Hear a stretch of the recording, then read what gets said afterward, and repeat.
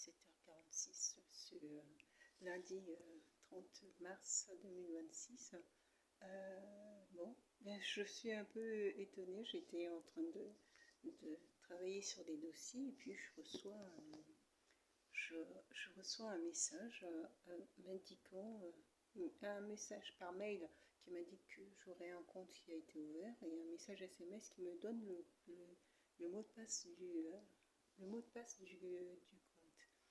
Or, j'ai pas ouvert de compte.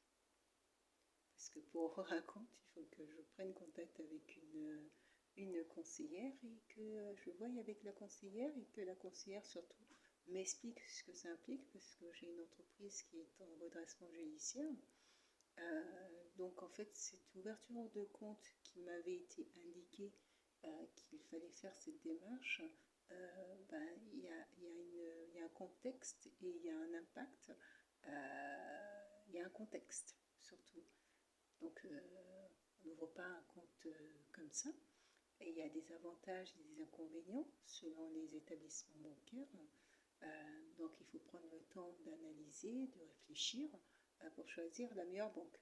C'est peut-être l'occasion aussi de voir ce que d'autres banques peuvent proposer en termes de prestations qui peut être plus avantageux que mon actuelle banque. Donc j'avais pas encore fait la démarche. J'allais la faire cette semaine. Et puis je reçois ce message qui m'indique que le compte est ouvert et qu'il y a même un mot de passe temporaire. Mais en fait, même sur le plan technique, je n'ai pas signé de contrat d'ouverture de compte. Si je n'ai pas signé de contrat d'ouverture de compte, comment la banque peut-elle ouvrir un compte? Je ne sais pas si vous comprenez ma logique.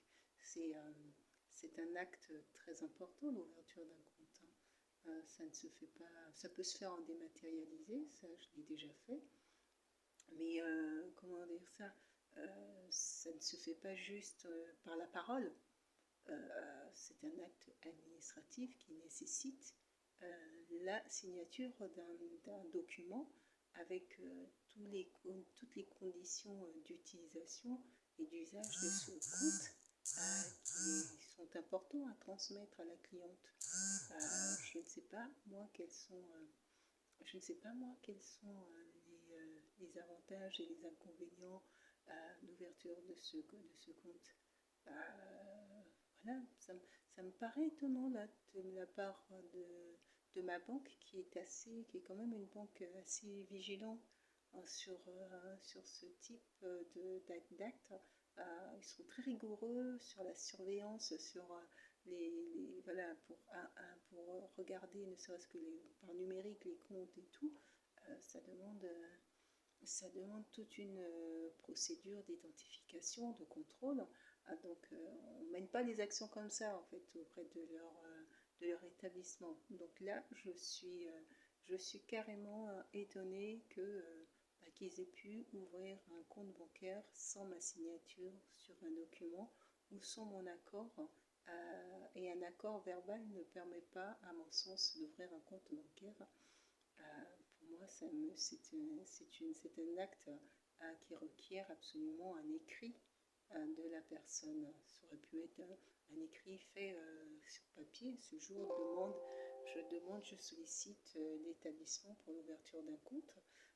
C'est dans le cadre d'une rencontre avec une conseillère et la conseillère mais on n'ouvre pas un compte comme ça. Moi, je veux absolument savoir comment ils peuvent ouvrir un compte bancaire sans avoir un accord écrit de la personne concernée.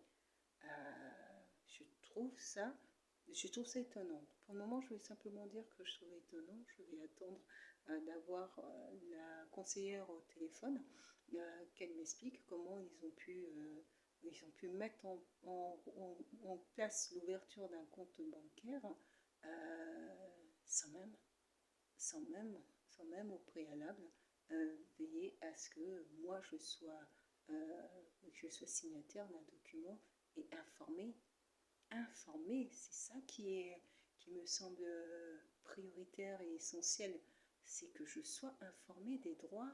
Je ne sais pas Est-ce qu'aujourd'hui ça implique l'ouverture de ce compte? Je ne sais pas quels sont les droits qui sont rattachés, ou quels sont les devoirs qui sont rattachés à ce compte bancaire. Je ne sais pas. Donc voilà, c'est assez... bon, je trouve ça un peu étonnant. Voilà, je dirais ça. Demain, j'en saurai un peu plus et j'aurai plus d'éléments.